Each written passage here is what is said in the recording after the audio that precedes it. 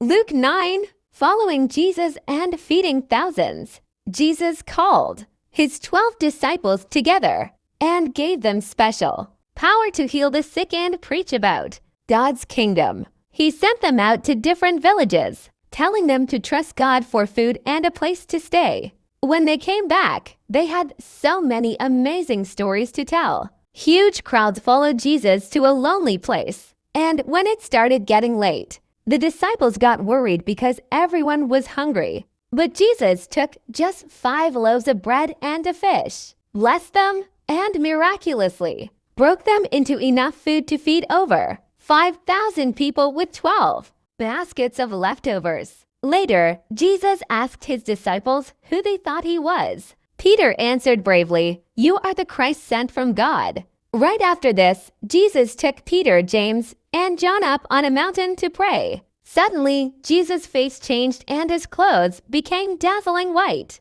The prophets Moses and Elijah appeared from heaven to talk with him. A bright cloud covered them, and God's voice spoke from the cloud, saying, "This is my son, whom I have chosen.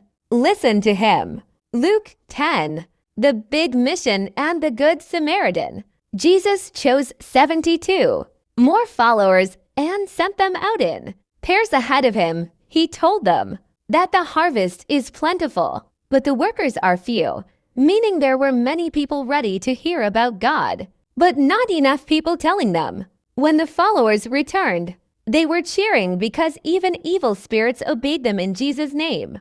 Jesus told them to be happy, but reminded them that the best thing to celebrate is that their names are written in heaven. Then a smart lawyer asked Jesus what he needed to do to live forever with God. Jesus asked him what the law said, and the man replied that we must love God with all our heart and love our neighbor as ourselves. To explain who a neighbor is, Jesus told a famous story. A man was attacked by robbers on a dangerous road and left hurt. A priest and a temple helper walked right past him and didn't help. But a Samaritan man, someone who usually didn't get along with the hurt man's people, stopped, took care of his wounds, put him on his own donkey, and paid for him to stay at an inn.